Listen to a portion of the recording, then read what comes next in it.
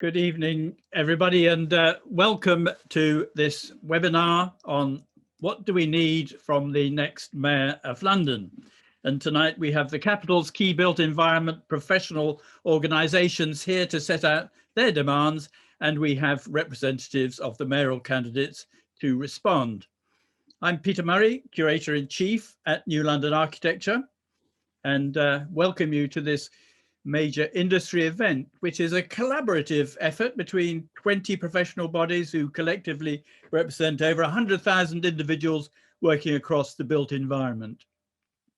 So this collective includes the Royal Town Planning Institute, London Property Alliance, London First, Royal Institute of British Architects, London, British Property Federation, the Chartered Institute of Building, the Landscape Institute, Centre for London, Urban Design Group, the London Society, British Council for Offices, New West End Company, Heart of London, Federation of Master Builders, and the House Builders Federation, National Residential Landlords Association, Urban Design London, Place Alliance, Academy of Urbanism, and of course the NLA.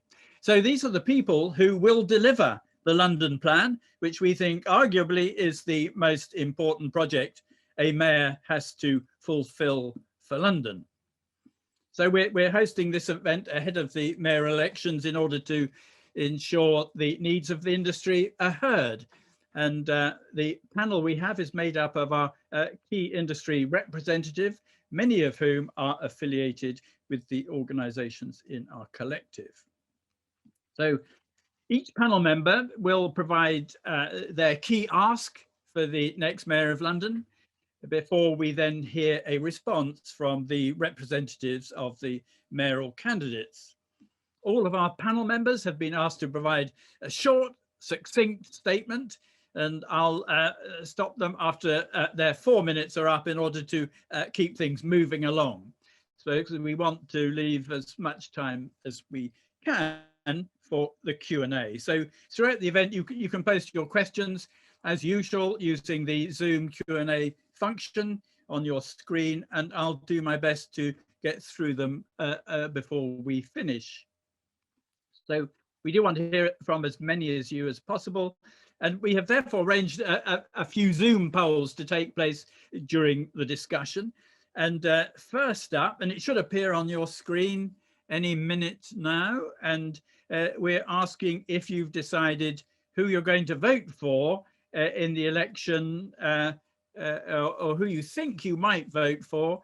And so if you can click on the selected candidate now, and then we'll take the same vote at the end of the proceedings and see whether you've changed your minds. So we have 6 speakers in this section.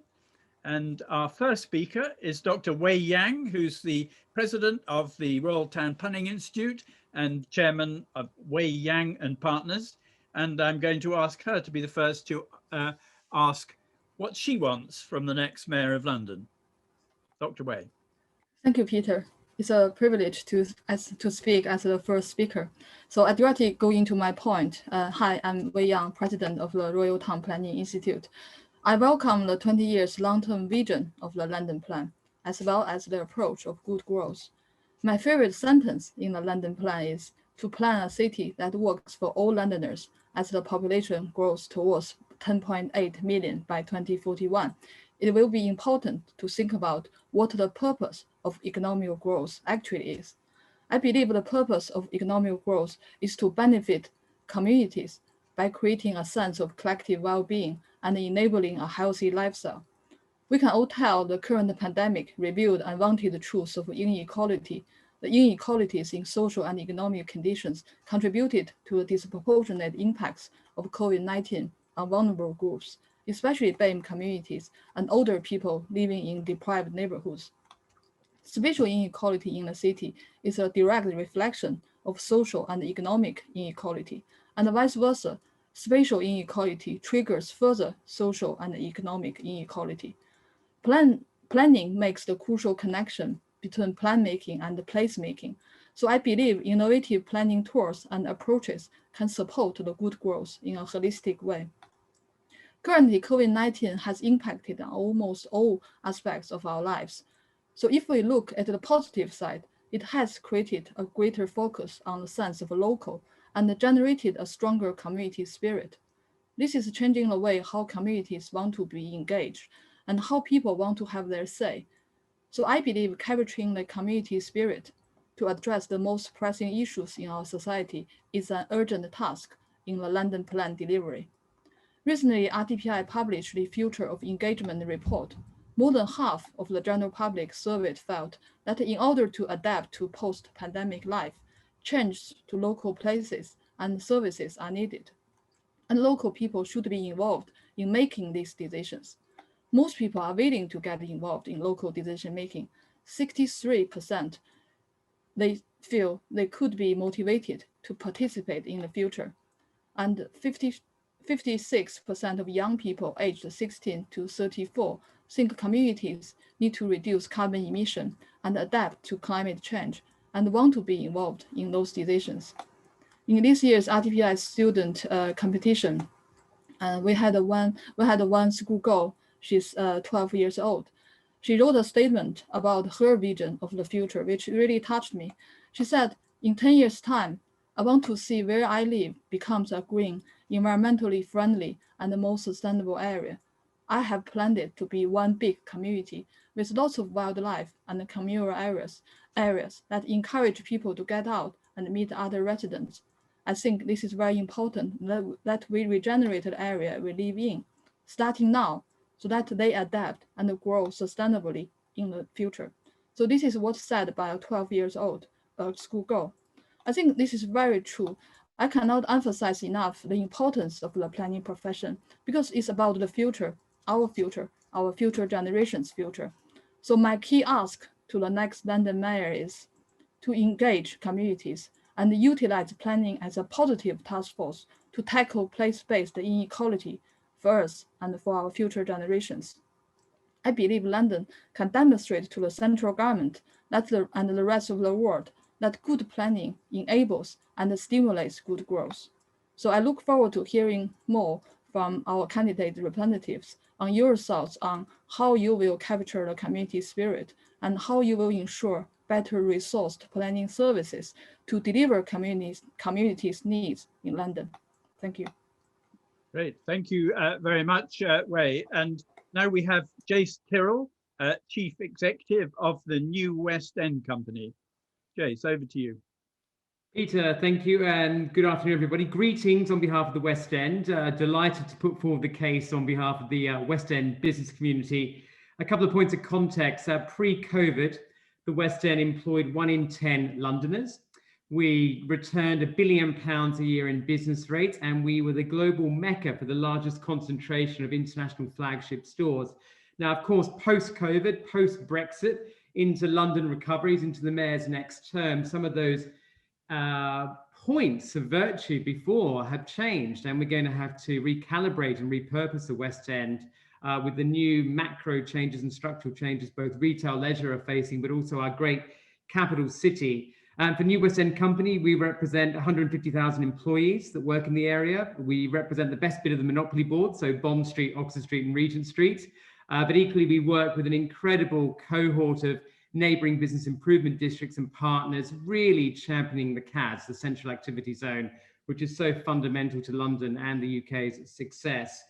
I think, what do we want from the next mayor? We've had the opportunity to meet with Louisa, with Sadiq and Sean and put our case forward, what the West End would like. So it's great that we're continuing this conversation today with the NLA and partners.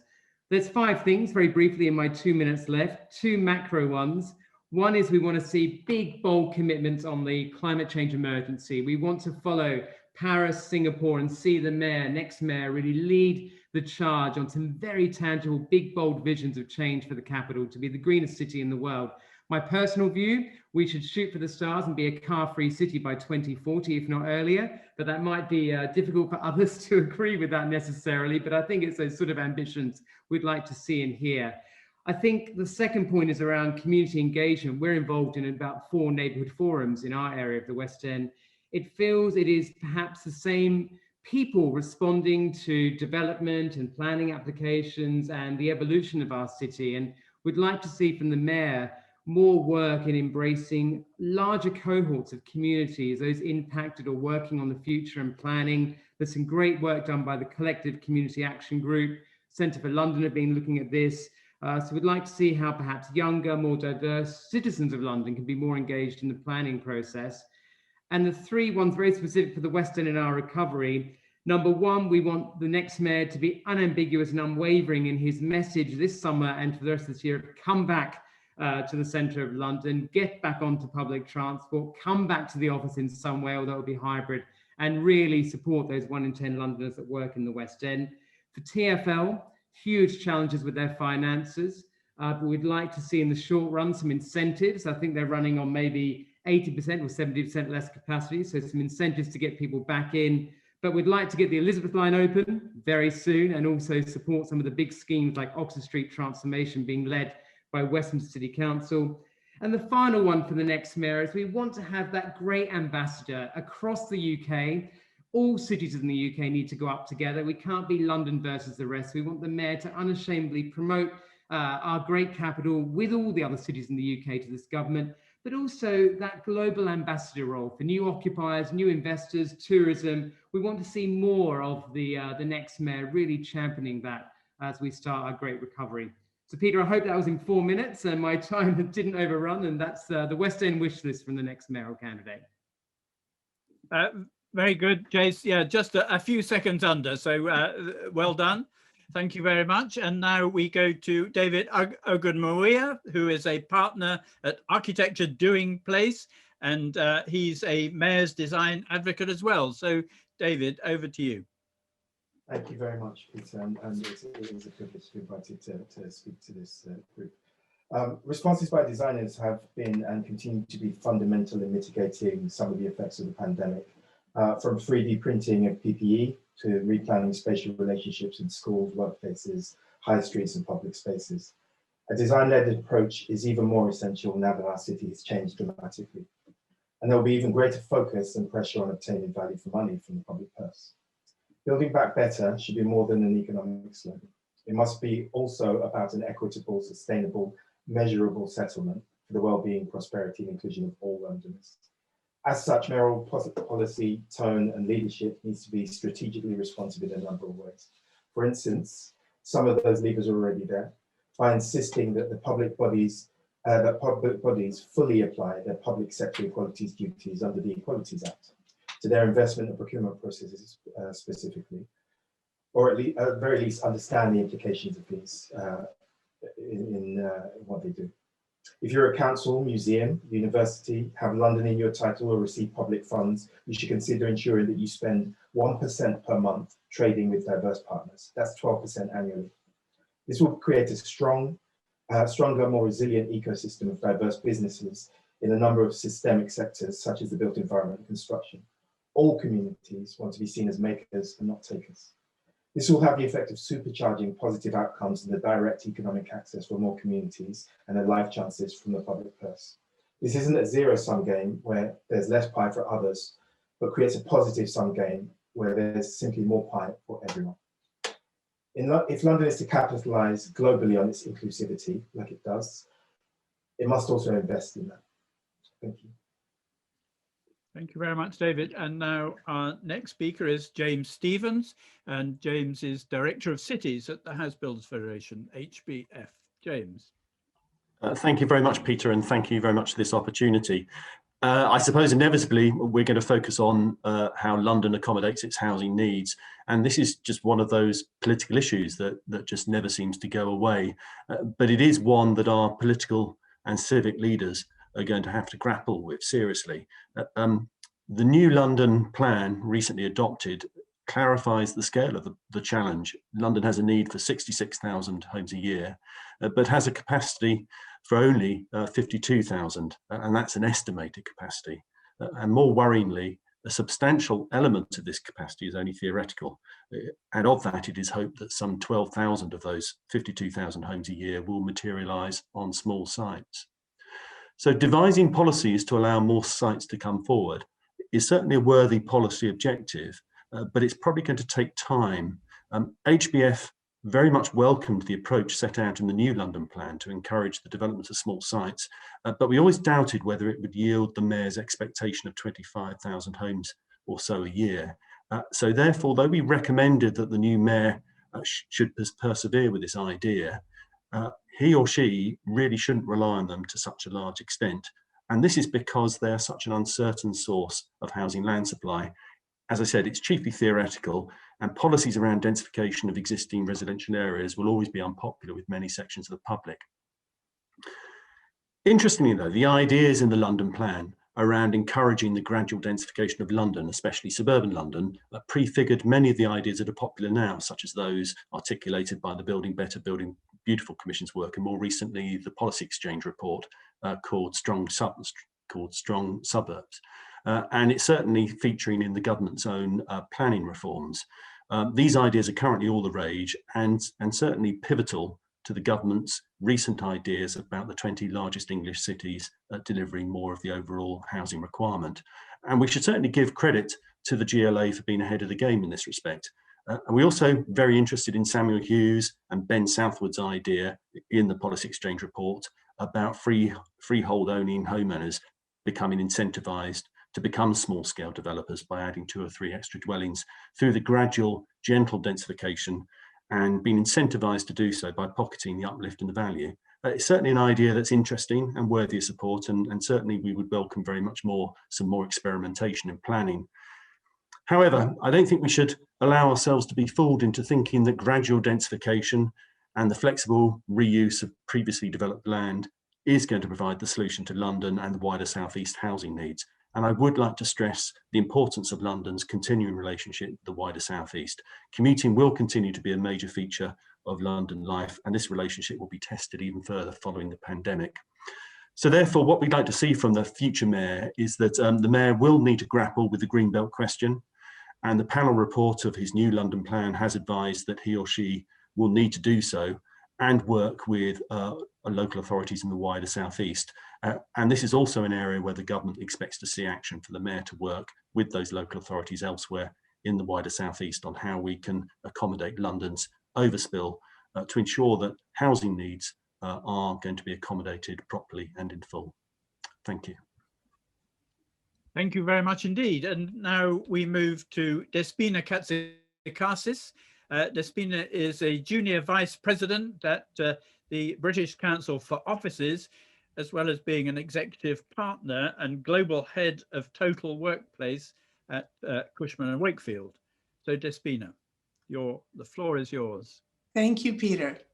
The pandemic has dramatically changed our perceptions and accelerated trends of how we will work in the future.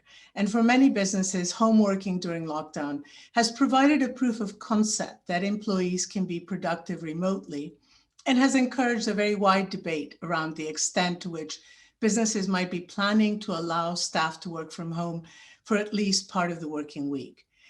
However, while home working can bring benefits such as reduced commuting costs, it also brings great disadvantages, and research shows that while people have continued to work remotely, they're struggling to stay connected with colleagues, organizational culture, and they're missing learning and social opportunities.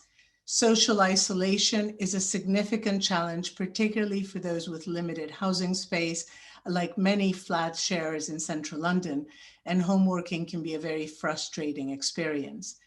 We're seeing that these factors pose long-term risks to productivity, well-being, and engagement. So it's no surprise that over 80% of CEOs believe that while they will provide more flexibility for employees, the office will continue to be critical to building relationships and retain talent. This is particularly important for career development of younger employees, trainees, and apprentices to make professional contacts and benefit from informal mentoring. So we believe the most likely future outcome is a world of hybrid working, where employees increasingly balance a variety of locations for work, including home and the office, to support functional needs and convenience. Offices will continue to have an important place in the world to foster collaboration, community, and friendships, and all the associated productivity and mental health benefits. In the short term, though, an important barrier to returning to work and reinvigorating London is transport, with general resistance and reluctance to revert to using packed tube trains at peak hours. So improving and enhancing alternative methods for transport, such as walking and cycling, will be crucial. And we'd like to understand how the mayor would deal with this in the short term, given we're a few months away of easing current lockdowns. If we look at the increasing flexibility alongside a focus on walkability, this also provides opportunities for alternative ways of thinking about how different areas within London can be revitalized to support work and life and provide greater spatial equity and social cohesion. Is there a role for local central government in supporting the development of mixed-use centers, as well as affordable workspaces, as a response to the decline of traditional retail by bringing other types of work into local areas in London? How does the mayor envisage promoting economic activities to prevent key areas from hollowing out? What types of workspaces are being considered to replace the loss of retail and hospitality and to generate and bring in new jobs? And finally, the longer term strategy for transport and its funding is a key consideration for work. How can new lines such as Crossrail attract more commuters and be made economically viable? At present, a lack of part-time rail season tickets is likely to be discouraging workers from returning to the office for at least some days of the week. So my final question is, what are the short-term and long-term strategic plans for transport to support the return to the office and reinvigorate the center of London? Thank you. Thank you, Despina. And now our last of our industry voices is Ben Derbyshire, who's chair of HTA Design and an immediate past president of the RIBA. Ben.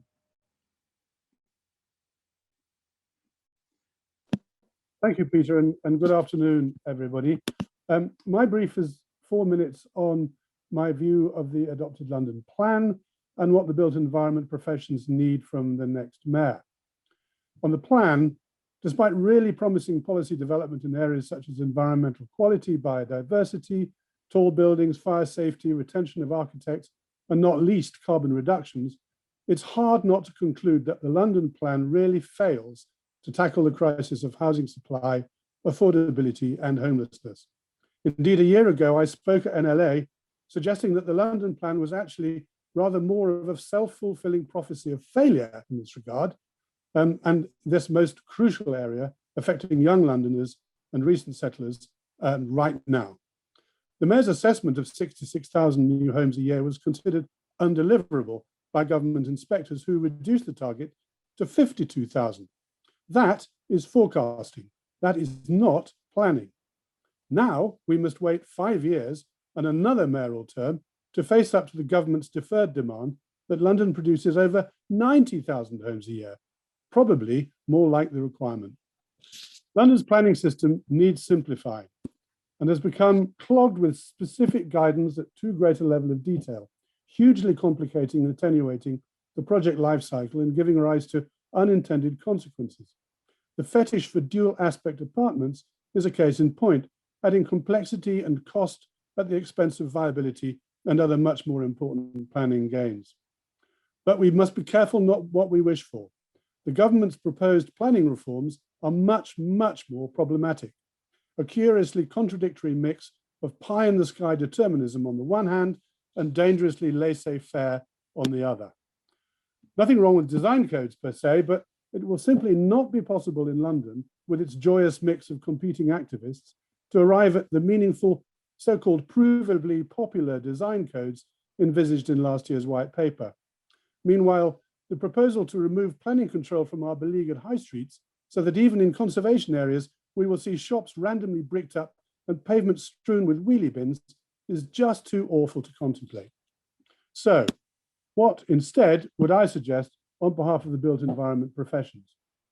We are, or ought to be, entirely focused on the creation of a more equitable, sustainable built environment that delivers human well-being. We must walk the talk of community involvement in driving how our city evolves in a time of unprecedented change.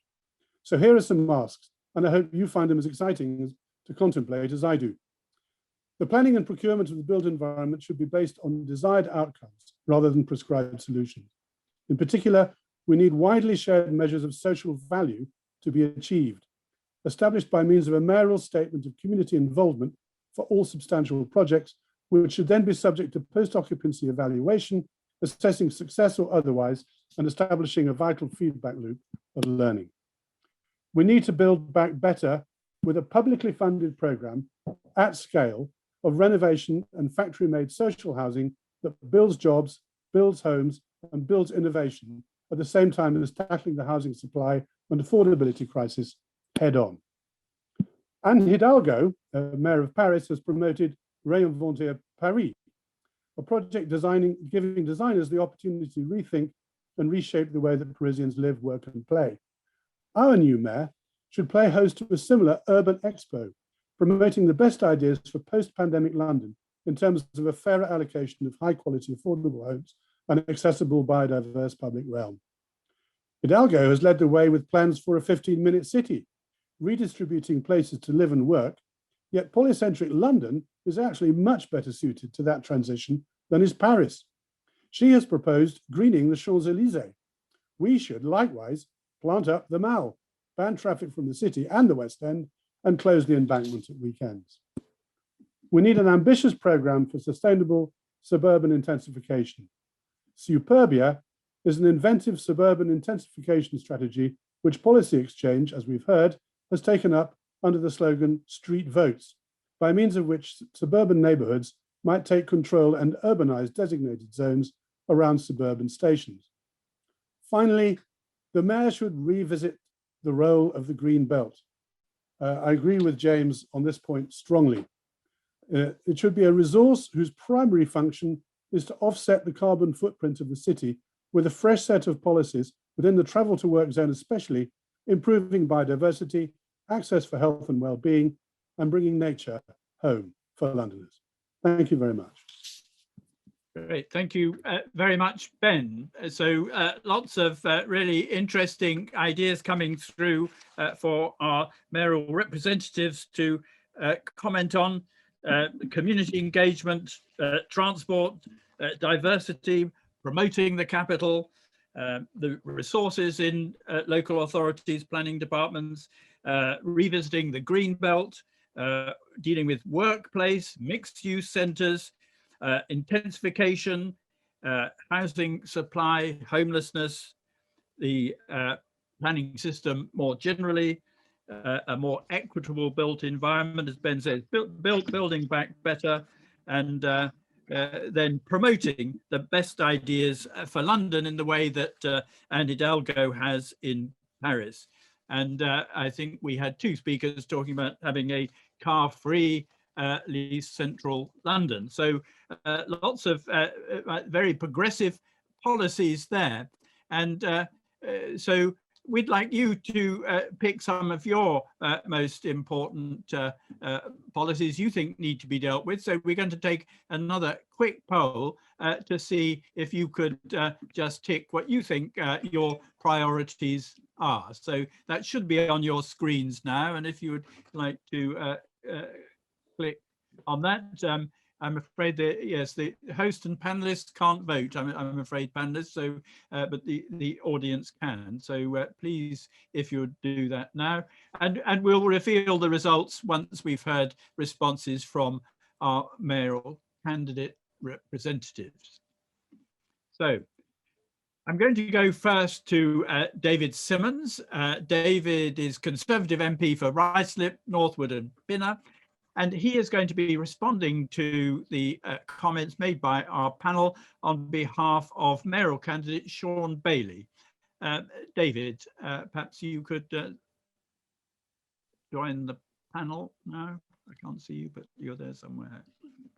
I can hear you, Peter. Can you hear me? Good. Excellent. Thank you. Fantastic. Well, thank you very much for the introduction. I suspect I may have been nominated to join you today because in my 22-year career as a councillor in London. I started out chairing a planning committee, and I do to this day chair the all-party parliamentary group on housing and planning at Westminster.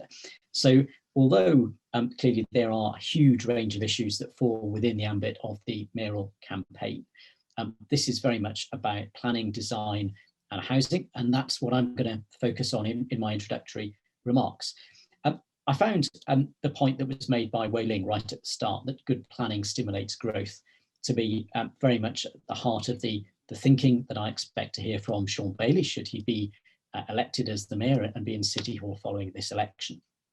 Whoever wins the election, and anyone who's become the Mayor of London within the setup that describes what the powers and responsibilities of the GLA and the mayor will be, is not going to be like Napoleon III and appoint a modern British equivalent of Baron Haussmann, who will demolish the entirety of central London and replace it with wide boulevards or whatever it may be that we would like to envisage. It's very clear that the mayor will operate in a context where they'll be bringing about incremental improvement and changes.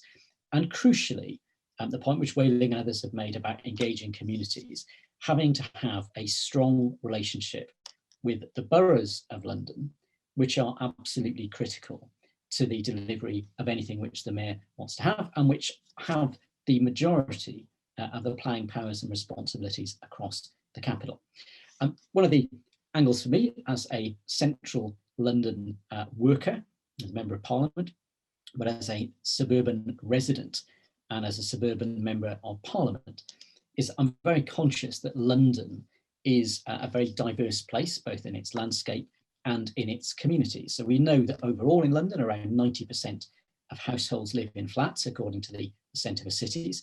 And in the centre of London, and like most other places, social rented is the most common form of tenure for people who occupy their homes.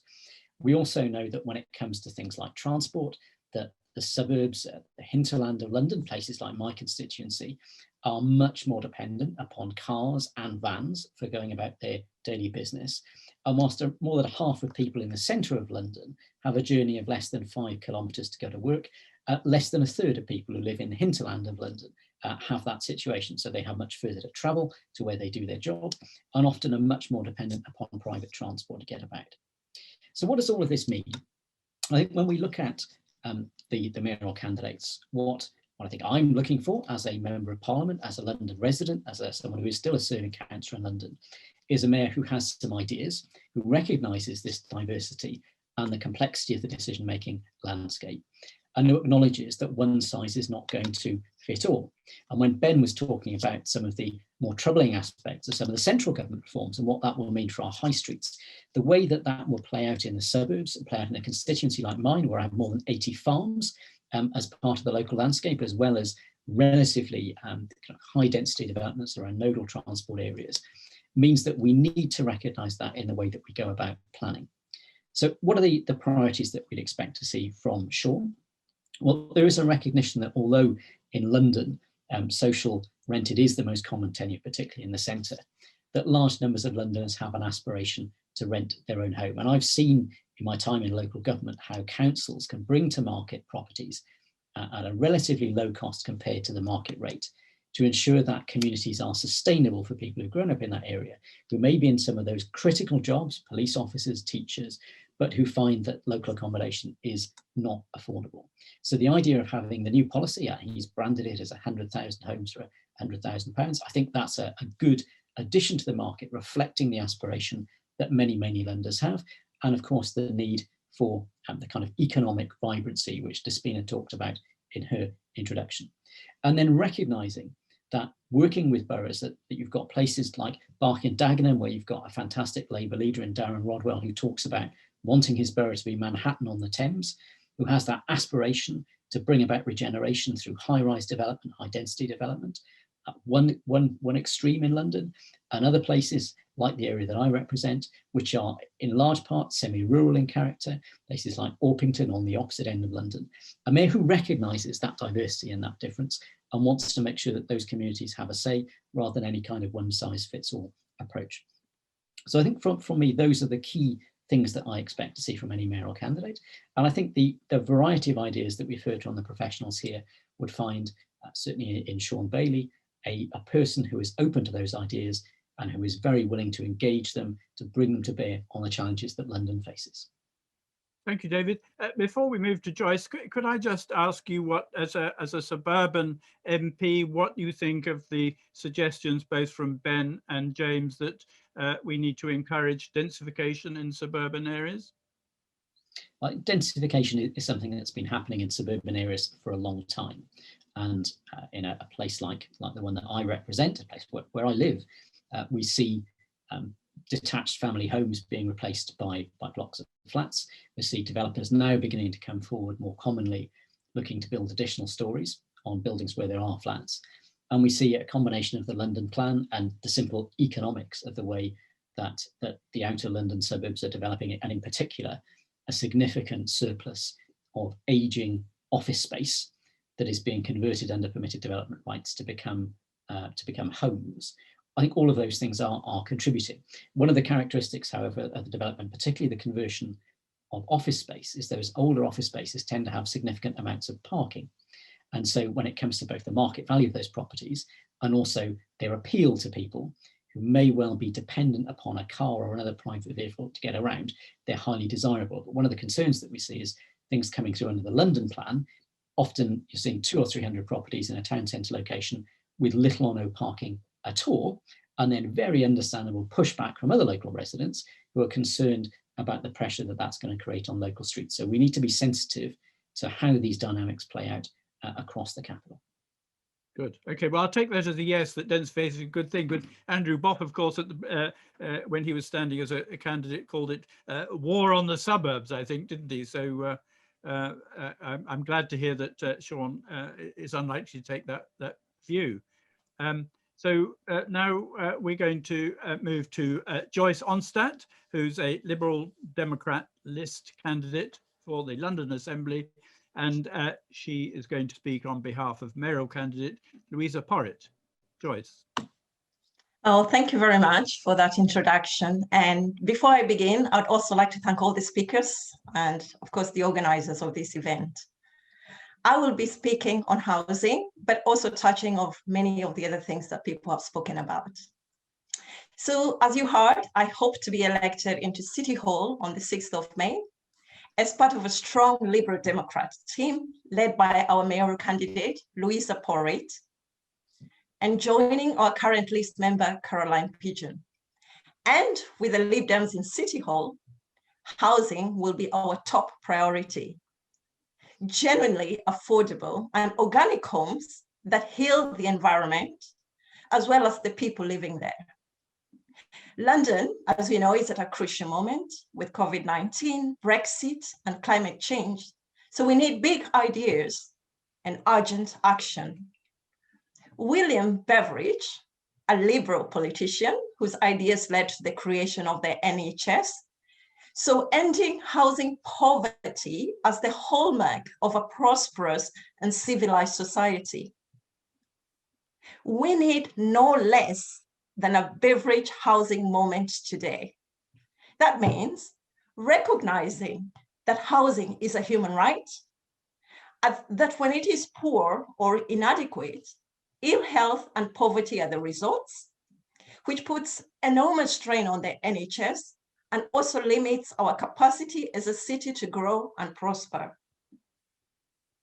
So we have to stop playing politics with housing and unite all levels of government, all political parties, all actors in the built environment, community actors, landowners, including the Church of England and TfL, environmentalists, and so on, if we are to end this crisis.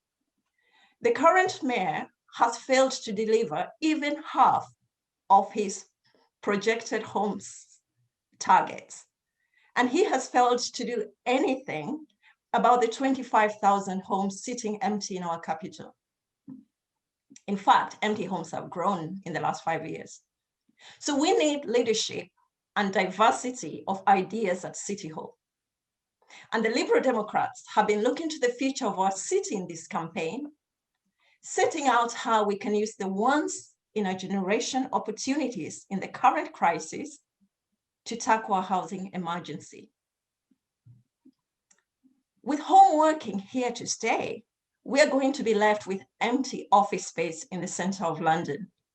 Our program, Homes in the Heart of the City, is about imaginatively converting office space into high quality, affordable homes, not in the deregulated free-for-all way the Tories have done, but to increase the supply of quality, affordable, zero carbon homes with clear and rigorous standards in a controlled and strategic way. As well as empty office space, we know that there are at least 25,000 empty homes in London. We can get thousands of these back into use with focused action by City Hall, supporting local authorities to use existing powers and lobbying for more. We will create a dedicated empty homes team at City Hall, launch an empty homes fund, and increase empty homes taxes as they have successfully done in Vancouver. Ending homelessness is also suddenly a possibility which people didn't believe could happen before. But COVID has shown us it can be done. The housing first model in Finland gives secure tenancies first, followed by support for the high complex needs which the chronically homeless experience. I believe the mayor is in a unique position to end rough sleeping in our capital by creating quality London housing first model. In conclusion, just as scientists have come up with innovative ways to create vaccines in record time, Liberal Democrats know that with ambition, innovation, and working together, we can find ways to end our housing crisis. So London is at a crucial moment, and on 6th May, we cannot simply elect more of the same and expect something different. The Liberal Democrats with Louisa Porritt are offering a plan to take London forward with big ideas and urgent action. Thank you very much.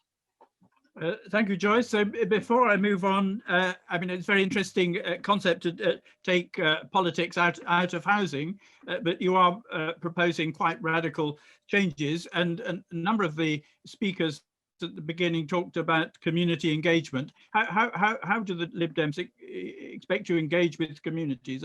What sort of mechanisms? Are we going digital as the MHCLG is proposing, or how would you do that? Well, we must do it in many different ways. But one thing the Lib Dems are known for is working with others well. In the councils that we run in London and elsewhere in the country, we are often voted as the most effective councils. During the coalition and other times, we showed that we can work with other political parties in the interest of our country, even if maybe not in our own political interest. So we are open to engaging with people, especially the young, probably mostly through social media. But I'm sure we can all come up with many different ways of engaging. I mean, there isn't a one size fits all. Different communities will require different methods of engagement. Thank you very much. And now we move to Caroline Russell, who's a candidate for London North East, and she's going to be speaking on behalf of mayoral candidate Sean Berry.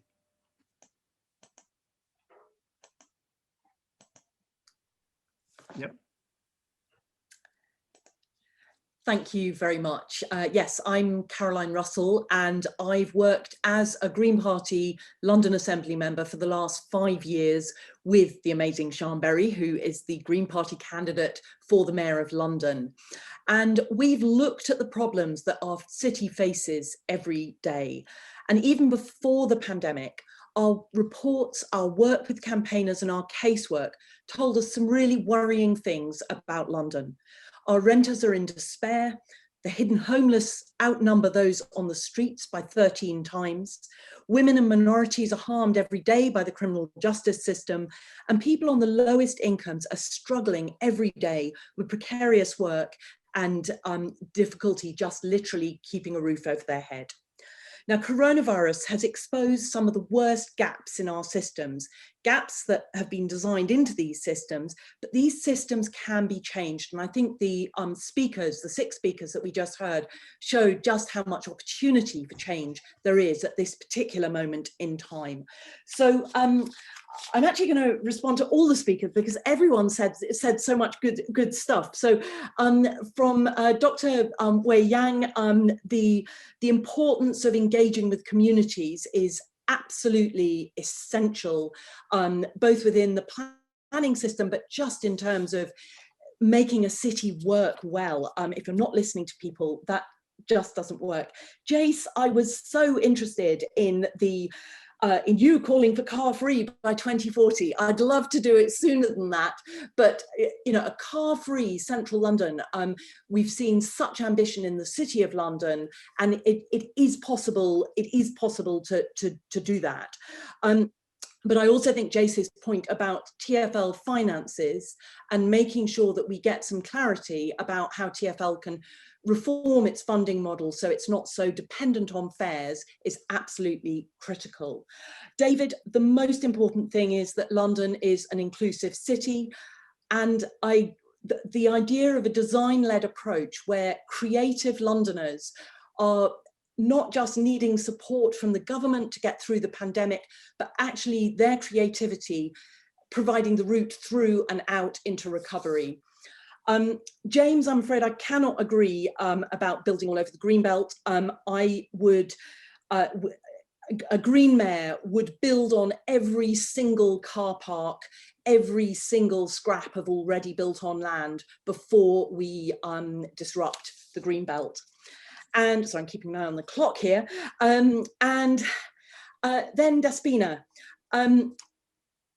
transport and doing things differently. The pandemic has shown us that we can do our jobs from home. We've got this potential for a hybrid future and a huge need to make sure that we have roads and streets that work for walking and cycling, so that, because however much we all get back into our offices, I cannot see us wanting anytime soon to be in very, very packed commuter rush hour tubes. Now, one of the things that we really need is road pricing, and that is one of the things that will help solve the TfL finance problem, and it will start to bring in some sustainable income for London that is that is not dependent on fare payers. And then finally, Ben, I loved the idea of urbanizing around stations. That seems like a really sensible idea. The idea of getting the centre of London to be car-free, really working on the 15-minute city. We've all lived much more local lives for this last few months, and we've seen how differently our city can work, and I think we need to learn from what we've experienced over this last year and build something better and greener out of it that makes us more resilient to the climate emergency and to and creates a more equal city where everyone has a good future. So thank you. I think that's just over my 4 minutes.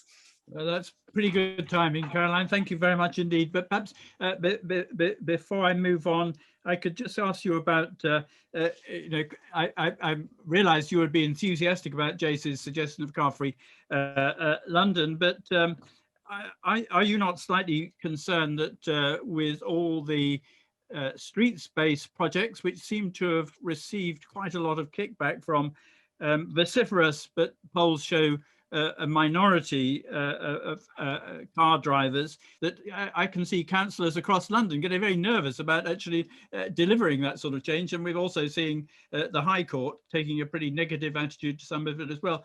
Are you concerned that actually, rather than creating a better situation, somehow the speed with which a lot of the changes have been delivered have actually created quite a strong reaction?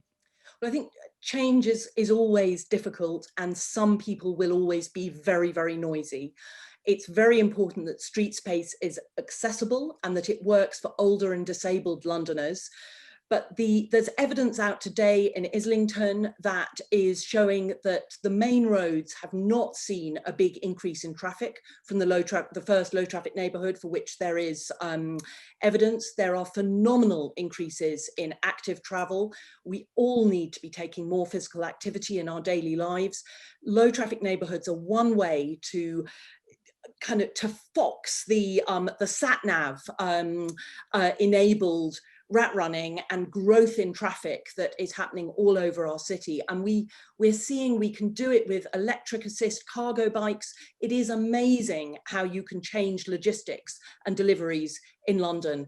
Things like also just getting rid of plastic water bottles and having refillable, it's much more efficient to move water in pipes than it is to load it into bottles and put it on a lorry and transport it through a city.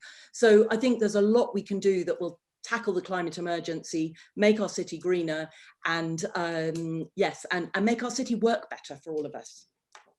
Thank you very much. And now our final speaker before we go on to the Q&A session is Georgia Gold, who is leader of Camden Council and chair of London Councils, and she's speaking on behalf of the London Mayor Sadiq Khan. Georgia. Brilliant. Thank you so much, Peter.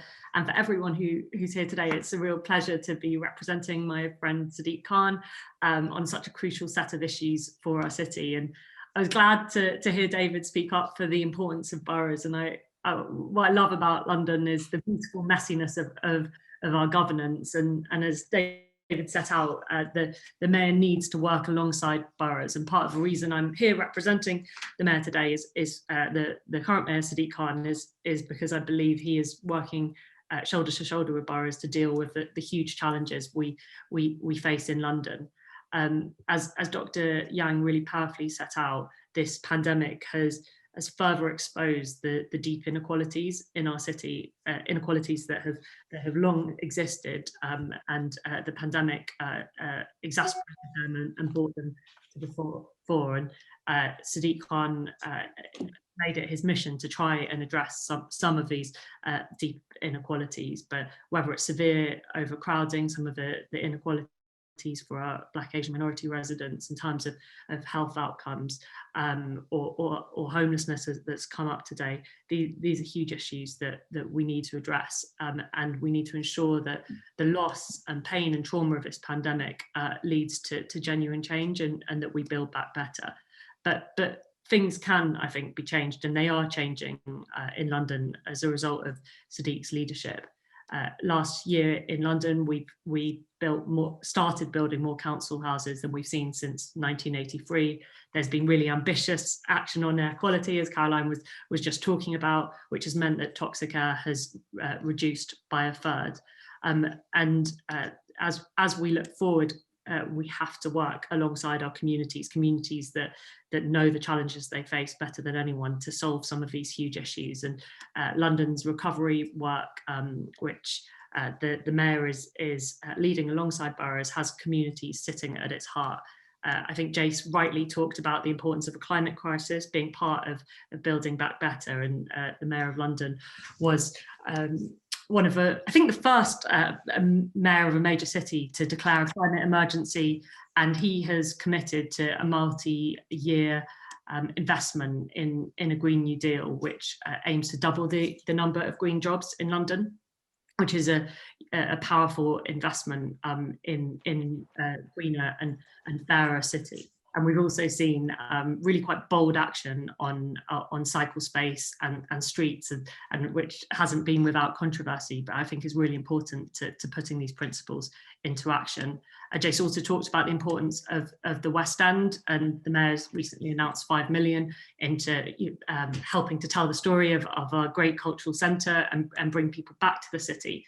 But I think it's also been said that high streets across the city are important. 90% of Londoners live within 10 minutes of a local high street, and one of the mayor's other missions for the future of London is High Streets for All, which aims to enhance our public spaces across the city and look at creative new uses for our buildings. And I think it was Justine who talked about how we look at entrepreneurship and new models of how we use our high streets.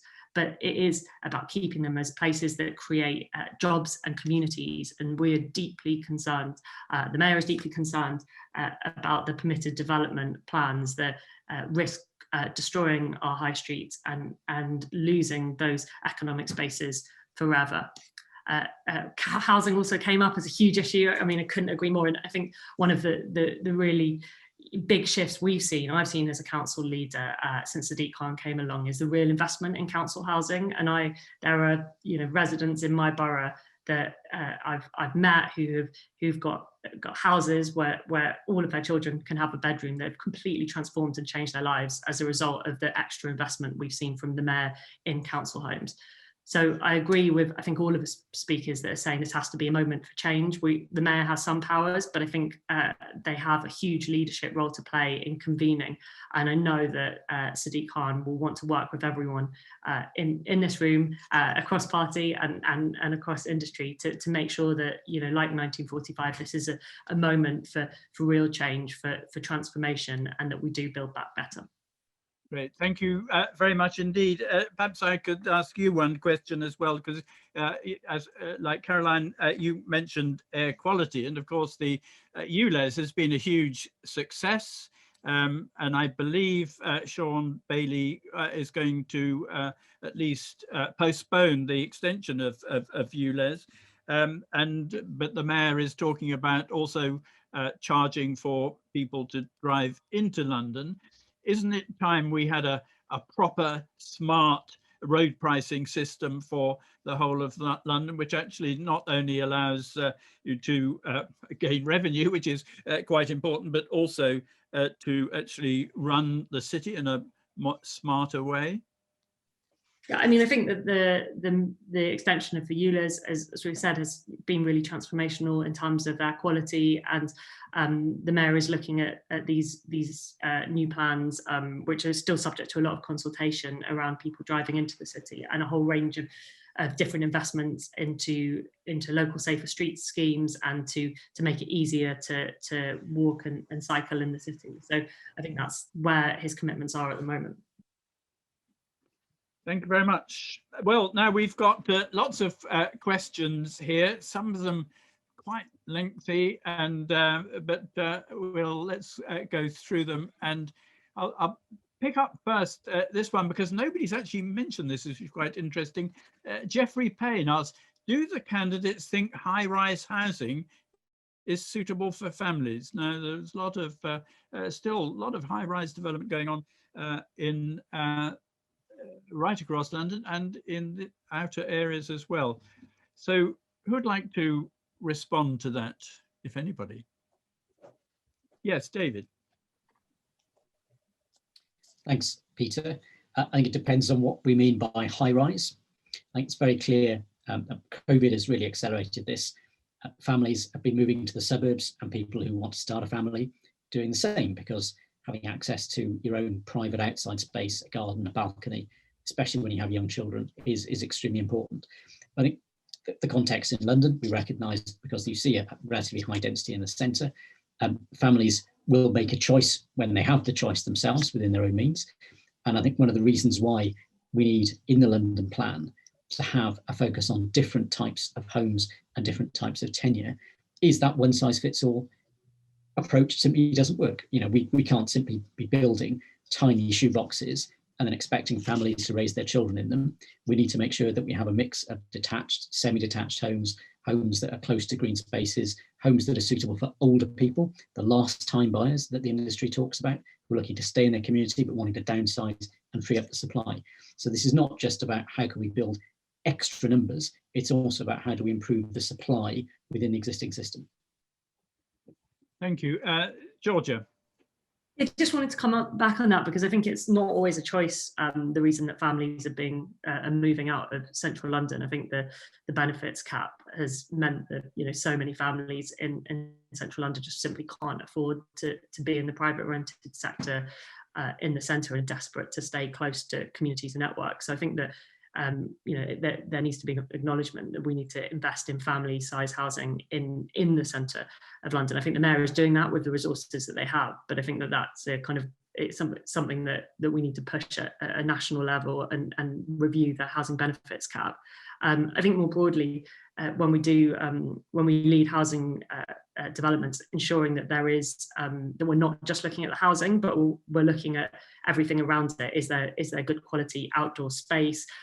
Is there access to education at schools, the public realm, jobs, and so that you're having a kind of coordinated development to make sure that it is of a high enough quality for families. Thank you very much. Before I go to Caroline, we've now got the results of the questions which our audience thought were the most important. Right, here we are. Yeah, so these are the things which our audience felt were the most important things. Housing at 24%. Climate change is the highest. That's good to see. Pandemic recovery, quite high. Championing London, not so high. So, right, well, that's quite interesting. So there we are. We'll I see Caroline's writing it down. We'll send this to all the mayoral candidates so that they understand what our audience thinks is most important. So thank you to the audience for that, and hopefully that's helpful in terms of looking at some of the questions that we will be responding to shortly. So question from Dieter Kleiner, and there are several on community participation. So community participation and collaboration features heavily in all speakers' wish lists. How do we ensure mayoral policies result in meaningful and lasting positive social impact and not tokenistic consultation, whilst encouraging increased delivery of affordable homes? And there were a couple of others on that, if I can just find the other one. Right, no, I can't find it. Too many questions there, but perhaps somebody would like to respond to that. How do you actually get real community engagement for the sorts of large-scale developments we need to deliver?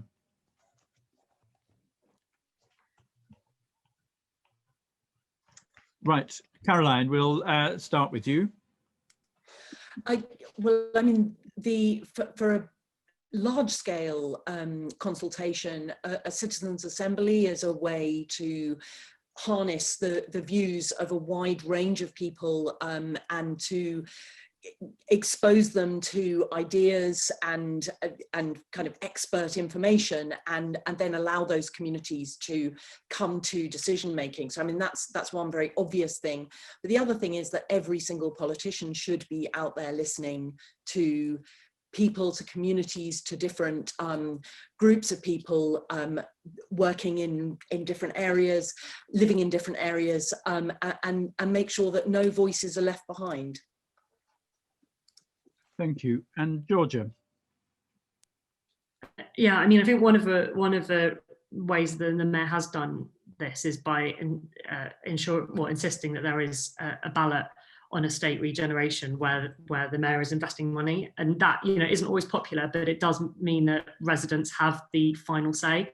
I know a big ballot we've recently done in my area. We had an 85% turnout and a 93% support on estate regeneration, and fundamentally, that requires the developer to, in this case, the council, to sit down with communities. We employ local people to actually design their homes and say what they want, and if they don't want it, it won't happen. So it gives them real hard power in the planning system. I agree about citizens' assemblies. It's something we've used in Camden because they bring a representative group together to look at all the different trade-offs and the different views around future development. And I think that there is some real innovation going on around the planning system and online engagement that the mayor's been supporting. Very good. Yes, more citizens' assemblies. I totally agree.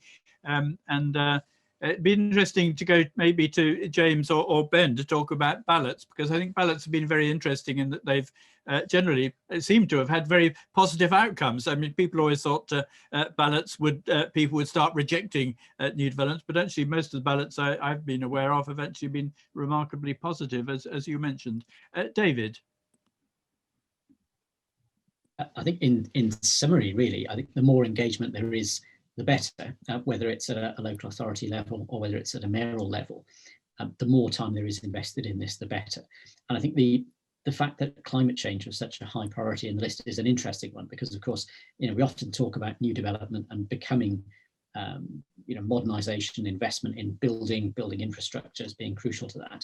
We also know that in particular, the production of concrete is one of the biggest sources of CO2 emissions. So there's a huge short-term climate change negative contribution from the development of the infrastructure that we hope will contribute in the long term. And I think we've got to engage communities with the complexity of those issues, bring people into a situation where they understand that the homes that are being built on the edge of their suburb are for people like them. It's not about outsiders coming in, that there are homes there that they might want to live in when they retire and they want to downsize, that their children might want to live in when they're looking to get their first step on the property ladder. So making sure that development is understood, that it's not about other people, it's about all of us. Thank you very much. Wei, you have your hand up. Yes, thank you, Peter. I want to make a point. I think sometimes we think about consultation is like we have a proposal and what people think about it. Actually, it should be the other way around as well. It's about what the community want in their community. I think that sometimes is not being considered well enough. The reason I mentioned youngsters, the children, I think we should really engage them more, because I think they are much more advanced thinking and more strategic thinking, even than I think more than our adults, to think about what they really want about community. I think in one of our school events, one child said, actually, we put sustainability as our first priority rather than profit. I think they see it very clear. So I think we should listen more.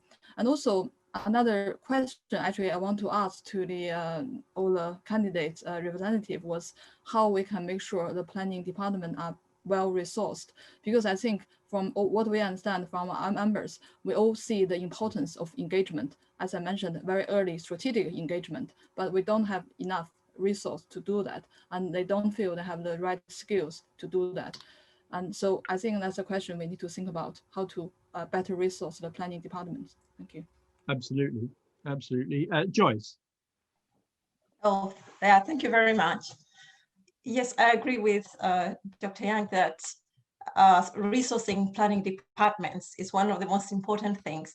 One of the reasons why we are proposing to have a dedicated team as City Hall for projects that we bring in is because currently we know that many boroughs do not have well-resourced planning departments.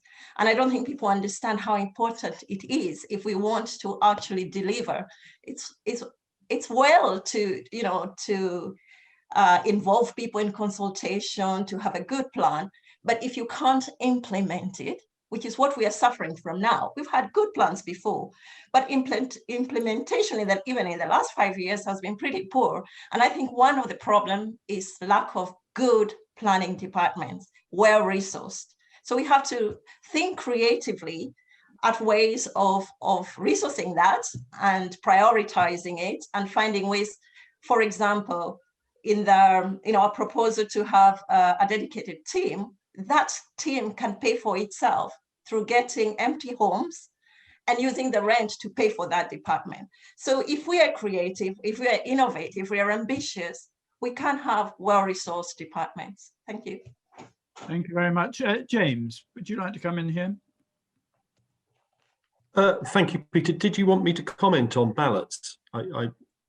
Yes, it was really whether you had any thoughts on them, and Ben's hand went up and then down again. So perhaps he's decided he doesn't want to comment on them. But yes, if you think they're a good thing or whether they've worked. Yes, but certainly, I think as David Simmons said, I think the idea of more engagement with communities is a very good one, and certainly because estate regeneration schemes have been a very politically sensitive subject, I think it's absolutely right that the candidates should be involved in a ballot around those. And yes, I certainly like the idea of ballots. Certainly approve of the principle of one person, one vote. I'm more suspicious about citizens' assemblies because that smacks of staged managed democracy to me. I never really know what they are and what they mean. I like the idea of ballot. That's good, straightforward democracy. But the whole issue about estate regeneration is a very interesting one, and it is interesting how the government's new affordable homes programme for London requires that there is a net increase in affordable housing supply on council estate regeneration schemes to ensure that residents can return to those. And I think that is the correct approach, albeit that's a personal view. I know a lot of my members are kind of, they realise that there are problems of viability associated with that. But I think it is right that we shouldn't be forcing people out of London. They should be able to stay in these developments. Thanks, Ben. Yes. Well, sorry, I take my hand down occasionally because I don't want to hog the yellow hand space. So we've got a lot of experience of successful ballots, and I just wanted to say, in respect of engagement, that really we would benefit from a mayor's statement of the minimum requirements for public engagement on especially major projects, because so often it's skimped, and it does need resources and it does need planning. So as an example that James may be aware of, with one of his members, Taylor Wimpey, the occupants of the Winstanley and York estate, which is being redeveloped by that firm, were given 5 options, including do nothing, to choose from. So it's not just yes or no. It's, what are your preferences?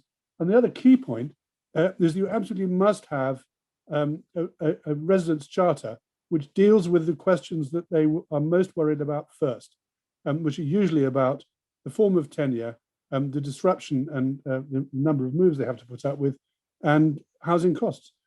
Once those things are guaranteed, only then can you begin to talk about design and redevelopment options. Thank you very much. David, your hand is up. Is it?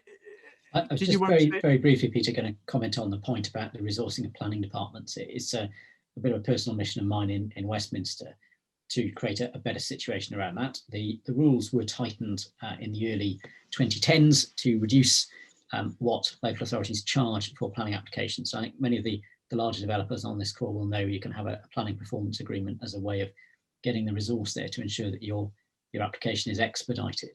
But the fact that it is essentially always going to be a loss-making activity, combined with the fact that there is a national shortage of planning professionals, add up to a not very good situation. I think we need to start rebuilding that, and a lot of it will be making this once again something which essentially becomes a traded service for local authorities, which will therefore get the resource into the place to ensure that it is done efficiently and effectively and to the standard that residents expect.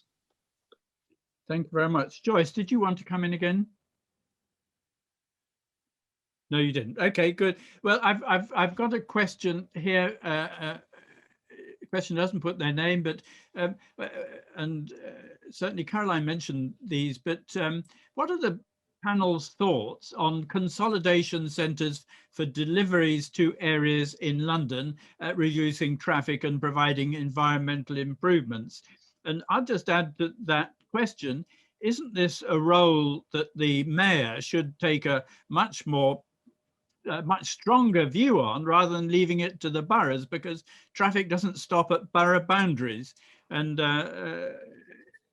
some councils have been in the forefront of this. And perhaps, Georgia, we could start with you, because Camden has probably done as much as any borough to improve consolidation and movement of goods vehicles. Do you think the mayor should have a more strategic view of this, and is there more that could be done? Yeah, I mean, I think it is something that the mayor does through TfL. Boroughs do work with TfL very closely on these kind of plans and changes, on any kind of traffic changes. But I agree, it's an area that is very important, something we need to invest in and work strongly together on.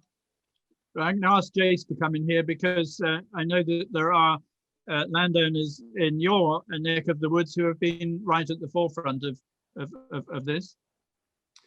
Yeah, do you mean on the consolidation schemes, Peter, and working on collective sort of schemes to reduce traffic and yes, and to improve the air quality? I think it's great the work that's been going on the last few years and the great estates, and we've run some pilots on Bond Street and others, but I think what we're hoping for from the next mayor is to really supercharge the resources around this strategically, because actually air quality and congestion doesn't have borough boundaries. You know, it doesn't have greater state boundaries, and we need to just really invest in the infrastructure around what we're trying to achieve, because we're getting some good results, but they're modest. And as I said earlier, and it was my personal view, by the way, not the NWEC House view on the car-free central zone, but I think, you know, we're not going to deliver the meaningful big bang change this city needs if we don't have the infrastructure and the big capital commitment, and the mayor, whoever that is, really championing this in the next decade.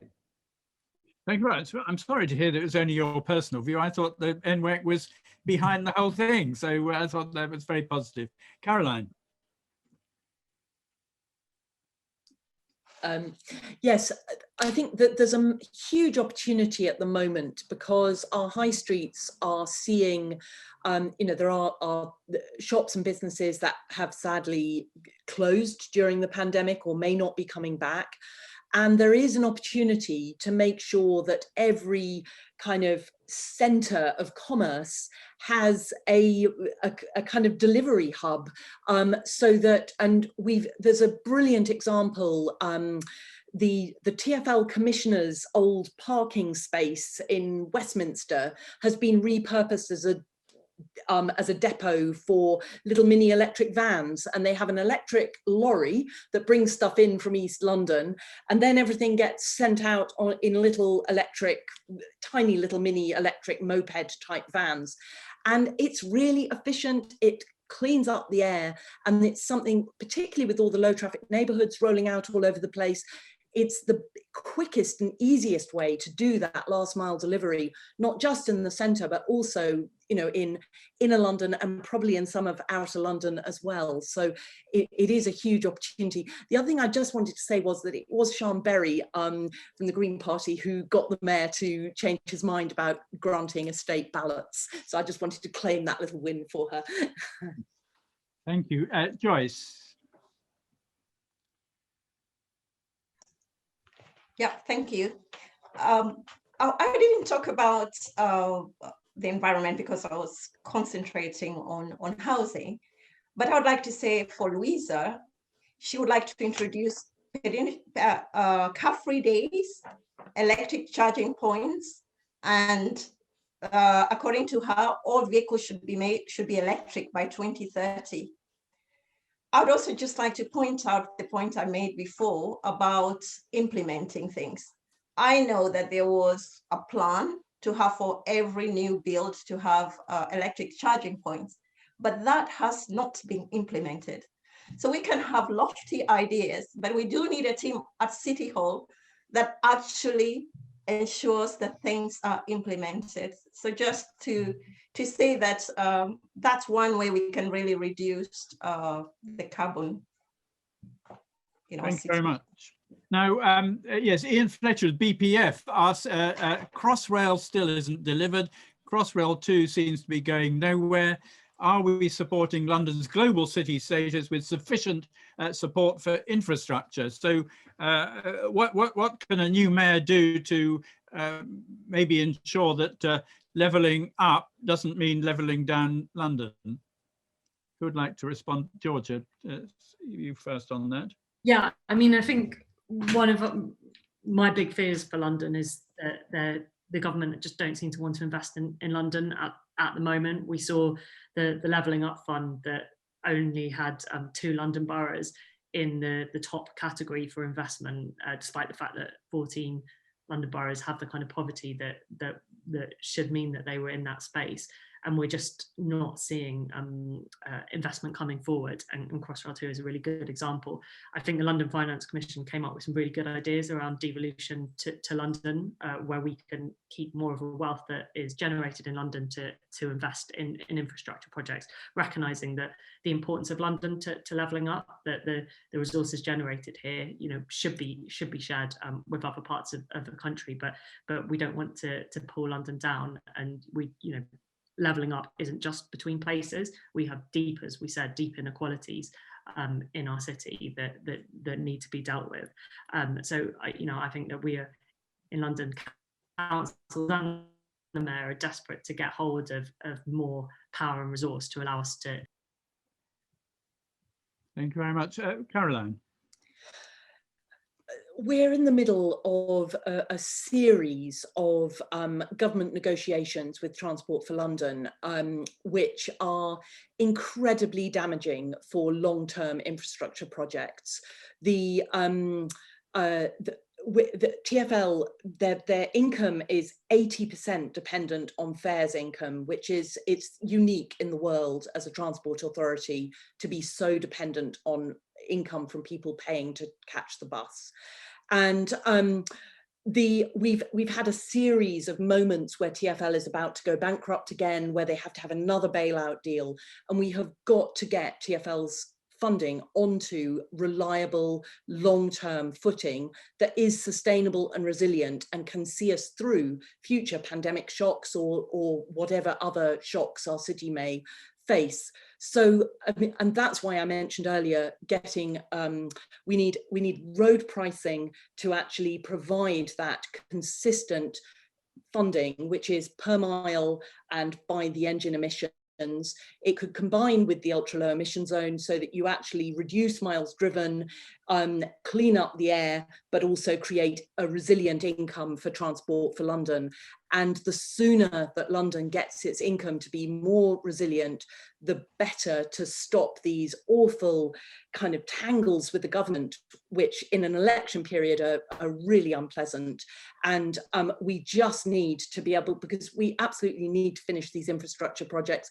We also need to finish some of the big hostile junctions where no one can get across the road, where it's dangerous to cycle, dangerous to walk. There are loads of those junctions in outer London that deter people from getting around under their own steam. And all of those big complicated projects have been paused. The only work that's happened over this last year has been street space, pop-up bike lanes, low traffic neighbourhoods, things going in with bollards and planters. And they've done really well. They've delivered many kilometres of new bike lane and made a massive difference to our city, but that's never going to fix Crossrail. It's never going to get the big infrastructure projects done. So getting, long-term resilient funding has to be a goal of the next mayor, and Sian Berry as Green Mayor would get road pricing going from day one. She would be pushing that forward from day one. There's no need to keep thinking about it. That's what London needs. Thank you very much. David. Thank you very much, Peter. Just reflecting on how we get more money into infrastructure. And I do, to a degree, agree with Caroline's point about the need for greater autonomy. If we look across cities, regions across Europe, a much higher degree of autonomy at a local level than we see in the UK is characteristic of almost all of them. I think Sian has proposed the idea of a London infrastructure bank as a means of creating some London level financial autonomy to ensure that there is more resource available to invest in infrastructure. That's not about having to go to central government, and I think this is the issue with road pricing, that it requires both infrastructure and a deal with central government that affects the whole of the rest of the UK to be able to be implemented because of its interaction with the vehicle excise duty system. Whereas having a London infrastructure bank will enable the mayor, acting at one of the other points on your list as a champion for London, to go to investors, go to the market, go to organisations that would benefit from these kind of things and say, you need to come and put your money where your mouth is. If you want to see better investment in public transport, the innovation that we want to see, here is a way of funding it without always having to go and reach a deal with central government or some other party in order to do it. So that level of London-based autonomy and leadership, I think, is absolutely critical if we're going to achieve some of the investments that we want to see in our capital. Thank you very much. Joyce, you've got your hand up. Yes, thank you. Yes, we think that the franchise system for the London Overground works well, and the Liberal Democrats support its extension. So Liberal Democrats have for long argued that Transport for London should take over suburban rail lines, such as the metro services currently run by Southern and Southwestern Railway, which have let commuters down. So that's another way of an interesting way. And also the idea that London should be leveled down, or that Londoners are so well off, they are a cash cow to be milked, is actually quite ridiculous, because London is not only for Londoners, but it's the capital city of the whole of the United Kingdom. And we should be investing enough. Or having said that, I think that many cities around the world face similar problems of funding between central government and the city level. However, some have managed to creatively come up with ways of finding funds or pushing their central governments to actually do something. So I don't think we can always say that it's a fault of central government, we haven't done this or that, although it hasn't been helpful. But I think we can be more bold in demanding and not taking no for an answer. I think we could be less timid. Thank you. Thank you very much. Well, we're nearly up to time, and there are two questions here which are rather similar, so we quickly respond to these. Why is housing the main priority, not creating spaces for work and leisure, which are equally important to allow a sustainable life? And where will people go to earn an income? And then the next question along similar lines, do the panelists agree that good urban planning requires a holistic attitude to creating employment opportunities, upgraded infrastructure, new public amenities, not merely about housing numbers? So, I mean, I think that's probably what we call placemaking generally. How do we create real places under the pressure to deliver up to 100,000 homes over the next few years? So who could respond to that to start with? I'll try and go through all our candidates. Okay. Yes, well, Caroline, you're on the top left of my screen, so I'll start with you. Well, I think this last year has shown us just how important our built environment is, and how much everyone benefits from every scrap of green space, every tree, every blade of grass, every crocus poking through in the park. It's and the importance of homes being built that have access to green space is really emphasized by that. So I think it is, yes, I think, you know, a green mayor would absolutely prioritize ensuring that there is that green space is protected, that that small pocket parks can be made, you know, in parking bays. We've seen that happening recently. They can be, you know, you can create more green, more growing space all over our city. And I think the other thing is, brief, because we're getting up. Sorry, I'll shut up. That's it. That's it. Green. We love our green spaces. Thank you. Thank you very much. Sorry, James. I've got you now in my top left-hand screen. So you want to speak on this? Thanks. Yeah, I'll be brief. I mean, why is housing the main priority? Well, I'd say it's because it's such a big issue. We're so far behind the targets of what we need to be delivering. So just based on the old London plan, target of 42,000, the mayor's only delivered 35,700 homes against that, according to the latest annual monitoring report. And that figure goes up to 52,000 as a target, let alone the need for 66,000. And looking ahead with the government's uplift. So you know, it really is a pressing priority. That deficit is something that we do have to get to grips with. But placemaking is going to be very important to house builders. You know, the pandemic's revealed the importance of people having external outdoor space and being able to get near to high street amenities. And that is something that developers will be focusing on. We must move on. Thank you. Joyce is next. Why is housing the top priority? Because almost everything else is connected to housing. If we don't have proper homes, we can't have good health.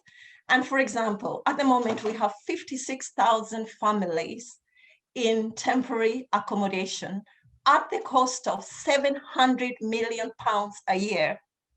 Imagine how we could use that money to build homes on public land. So those are not just statistics. Those are children who cannot access education, who live a life of instability. In other words, housing affects every aspect of our life, and we can use housing to also build spaces. I mean, if you're creative. Yes, no, I understand. I'll stop there. I'll stop there. You made your point very well. Thank you. David. Thank you once again, Peter. I guess it's a last word. I agree with the remarks that James made about why housing is important. I think the crucial thing, given this is a mayoral hustings, the thing which I'd like to see being different in London is that we do take a more holistic approach to what we do to address the housing shortfall. We recognise that in London there is also a huge amount of under occupancy, especially in constituencies like mine, and that's not about demolishing existing homes and turning those into higher density developments. It's about looking end to end at the planning system, trying to make sure that people are able to move through the occupancy of the different types of homes that they need across their lifetime in our capital city better. And by freeing up the supply, we could make significant steps towards addressing the shortfall, and that would improve the situation for everybody in the capital. Thank you very much. Finally, Georgia. Can't ask a council leader to talk about placemaking and then ask us to be short all day. But no, I think as others have said, housing is absolutely critical, and that's why it's so important that so many council houses started being built last year.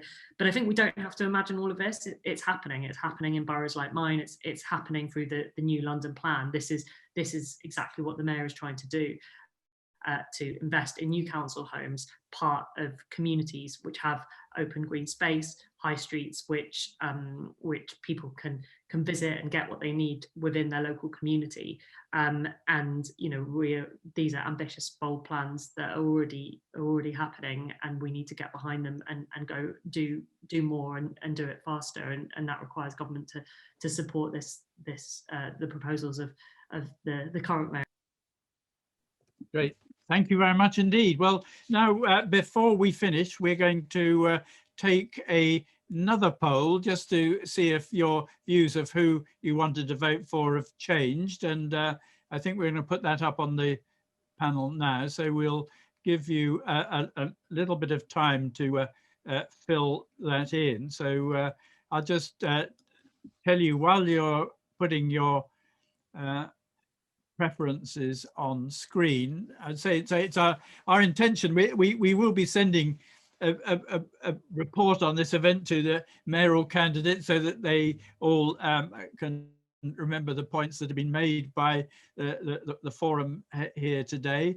And so we hope that all the various representatives, the organizations that got together to put this evening on will feel that they're able to support that, to highlight the sort of issues that have been talked about, and whether it's community transport, diversity, promoting the capital, green belt, workspace, mixed-use centres, the planning system itself, and perhaps in the light of that, resources for local authorities, one of the most important aspects to be able to deliver that in the right way.